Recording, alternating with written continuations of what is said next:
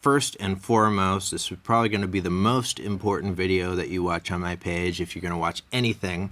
If you're interested in buying a solar system, or if you're considering it, this is going to give you months and months of insider knowledge on the anatomy of a solar company. Like a lot of people will say, I'm going to work with this solar company. And what does that really mean, really? There's so many different solar companies out there, and I want to whittle it down to the main elements, what the truth is of who you're dealing with. Just like any industry out there, a company is just a bunch of people. Who's the bank? Who's the contractor? Who's the installer? What are the most important parts of this structure that you need to pay attention of? And I draw some cartoons just to illustrate it. These are the two main components that you want to focus on when you're going through a solar deal, right? It's the solar advisor and the installer. There are other entities I'm going to break down within that. In most cases, if they're a bigger company, if they have more territory, these are not the mom and pop installers. They have a system, a business in place where they work with specific contractors. These are all licensed and bonded contractors. They have specific lenders that they're going to be working with, and they're also going to have a very specific warranty, or that's the contract, or what are they guaranteeing specifically with the equipment and how it works. They might have specific deals with different equipment manufacturers. They might want to buy things in bulk so they can give you a discount, etc. This is kind of what a larger installer structure looks like. Now, this is kind of like what a mom and pop small installer looks like. Everybody's kind of in bed with each other. And I don't mean this in a condescending way. I mean, there are different situations that work for everybody. I'm not a do-it-yourself kind of a guy. I do know about home improvement, but I know that I can't do everything myself. You might be the type of person that really just is in that world and knows some good mom and pops. The sales rep that you're talking to, he might be the installer. He might be in the same company with the installer. They might have a special arrangement with the manufacturers that are giving them the panels and the inverters, and they're going to draft up the contract. They're probably going to have a smaller legal team that's going to draft up a contract. They are the installer, contract, salesperson, manufacturer, all rolled into one, so to speak. Now, going back to the medium and larger sized installers, the salesperson has several installers. He might have several installers that he's working with, might have just one or two or three.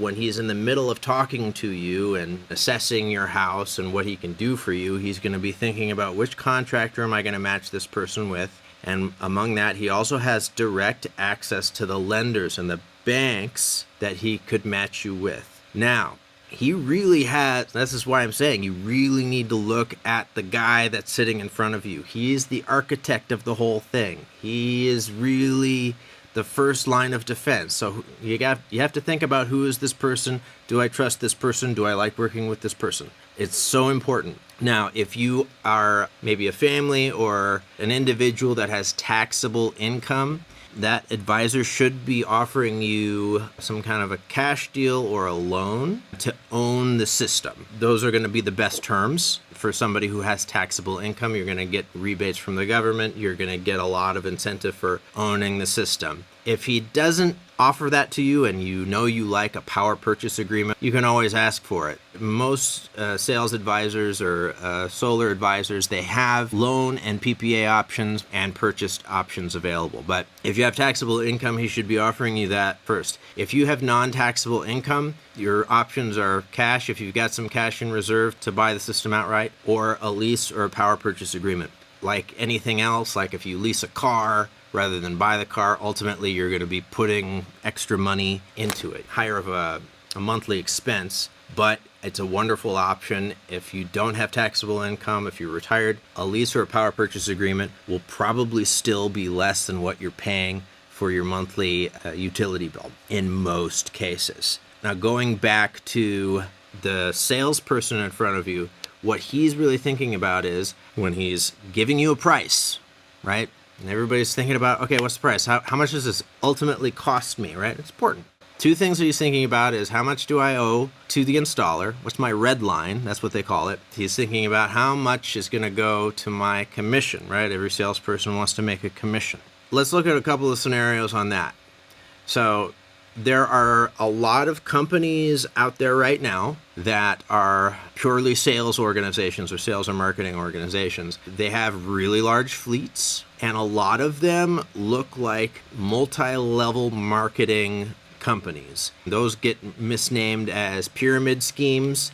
They look the same, they're kind of the same, but that's just the truth of the matter. That's how a lot of the sales organizations are done, because certain companies will get special arrangements. Maybe they'll get deals on the equipment or the contractors, and they've got a lot of wiggle room. They can make a large percentage off of every sale, so they end up developing these multi-level marketing uplines. So this main guy who's actually in the middle of the deal, he's going to be getting a large percentage of the commission, but he's got an upline that he has to take care of. So there's going to be a smaller percentage for the level above him and the level above him. It's like this recruiting thing, right? You get incentivized for how many people you have below you. So that happens a lot.